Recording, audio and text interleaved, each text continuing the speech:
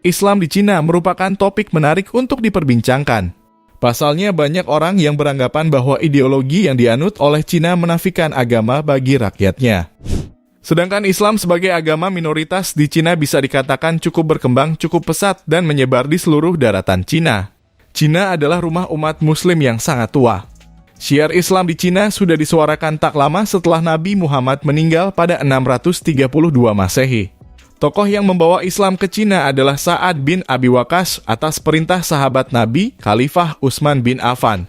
Menurut Iqbal Shafi dalam A Brief History of Muslims in China Institute of Strategic Studies Islamabad, 1983, kedatangan delegasi itu membuat penduduk Cina bersentuhan dengan syiar-syiar Islam untuk pertama kalinya.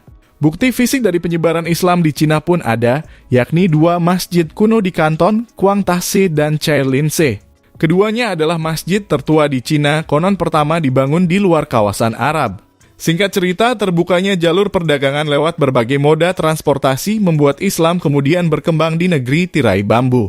Meskipun proses Islamisasi tak membuat agama ini dianut mayoritas penduduk.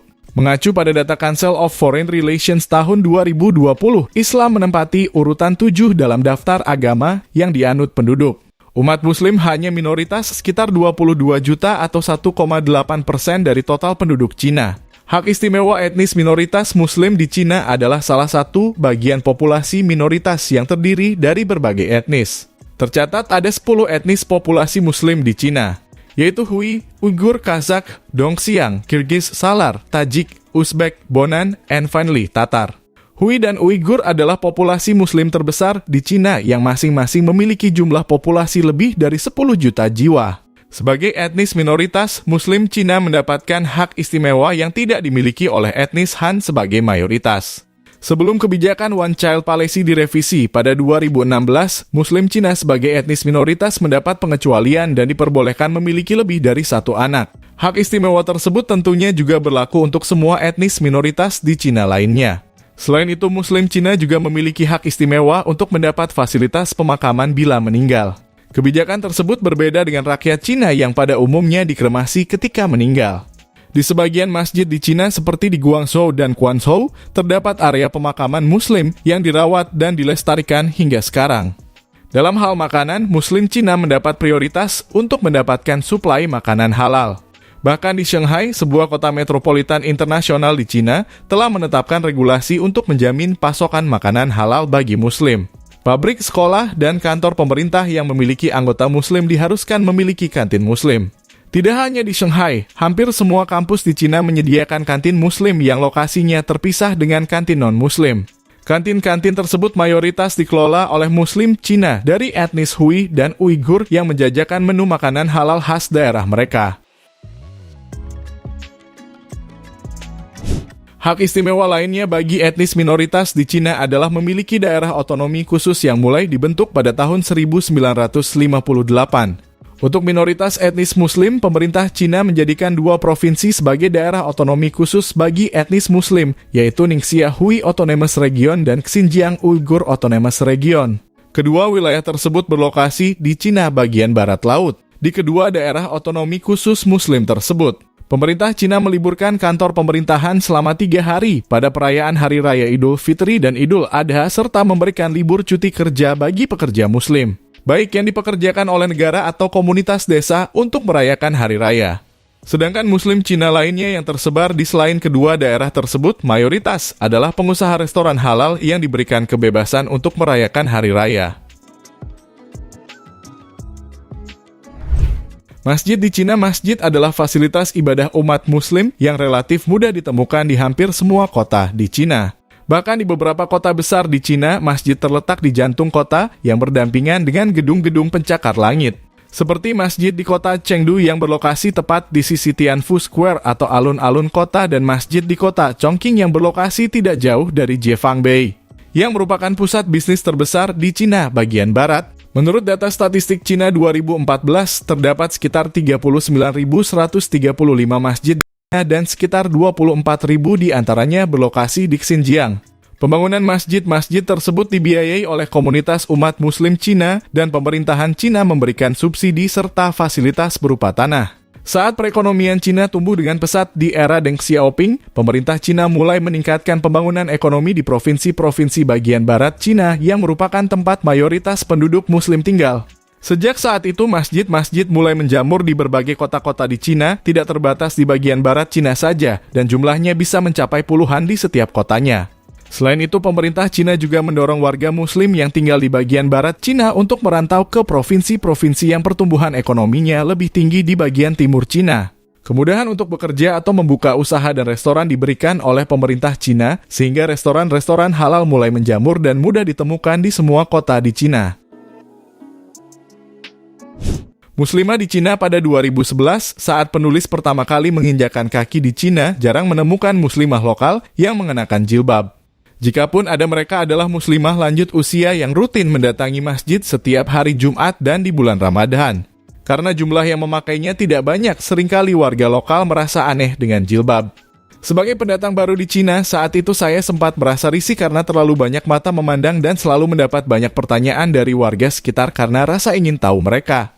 Namun seiring berjalannya waktu, semakin banyak muslimah lokal berjilbab di Cina. Tidak hanya didominasi oleh mereka yang lanjut usia, tapi semakin banyak muslimah muda yang mulai mengenakan jilbab. Para muslimah muda Cina sering terlihat mendatangi masjid di hari Jumat dan konsisten menggunakannya dalam keseharian. Restoran-restoran muslim di seluruh Cina yang mayoritas dimiliki etnis muslim Hui dan Uighur rata-rata memiliki muslimah berjilbab yang bertugas sebagai juru masak. Dan jilbab kini telah menjadi identitas muslimah di Cina yang tidak lagi perlu dipertanyakan. Di Yiwu, sebuah kota pusat grosir dunia di Cina, banyak ditemui muslimah muda berjilbab yang merupakan pedagang di pusat grosir tersebut. Begitu pula di kota Xi'an yang pernah menjadi ibu kota Cina di masa lampau. Muslimah berjilbab terlihat banyak hilir mudik di sepanjang tempat wisata yang terletak di pusat kota. Muslim Quarter adalah salah satu destinasi wisata populer di Cina, terletak di samping Masjid Besar Xi'an yang telah berdiri sejak abad ke-7. Muslimah berjilbab kini tidak lagi asing di Cina. Keberadaannya mudah dijumpai seiring dengan menjamurnya restoran-restoran halal di setiap pelosok kota Cina. Kini tidak lagi banyak pertanyaan yang muncul terkait jilbab dari warga lokal dan tidak lagi ada diskriminasi terhadap mereka dalam keseharian. Mengenal salah satu suku Islam di Cina, yaitu suku Uighur, terkenal dengan wanita cantiknya. Miliki wanita tercantik, suku Uighur mayoritas Muslim. Suku Uighur dikenal dengan etnis Muslim yang ada di Xinjiang, barat laut Cina. Etnis Uighur cukup terasingkan diduga karena budaya dan bahasa yang mereka gunakan membuat etnis Muslim Xinjiang tersebut menjadi negatif di mata suku asli Cina. Perlakuan Cina terhadap etnis Uighur dilatari perbedaan agama dan keyakinan untuk menindas Uighur yang merupakan keturunan Muslim Turki asli Asia Tengah. Meski secara geografis mendiami wilayah Cina, tetapi orang-orang di suku Uighur sama sekali tidak mirip dengan penduduk Cina kebanyakan. Mereka justru memiliki paras Kaukasian, campuran antara Eropa, Timur Tengah, dan Asia Timur. Bahkan beberapa di antara penduduk Uighur lahir dengan mata yang coklat kehijauan serta rambut pirang. Dilansir dari berbagai sumber, perempuan suku Uighur terkenal cantik. Banyak perempuan suku Uighur yang memutuskan untuk bekerja di dunia hiburan menjadi model atau aktris. Paras cantik dan rupawan menjadi kekhasan keturunan suku Uighur. Salah satunya bahkan dinobatkan menjadi wanita tercantik se-Asia. Dilraba Dilmurad, aktris keturunan Uighur itu menjadi wanita tercantik se-Asia menurut E-Magazine pada 2017.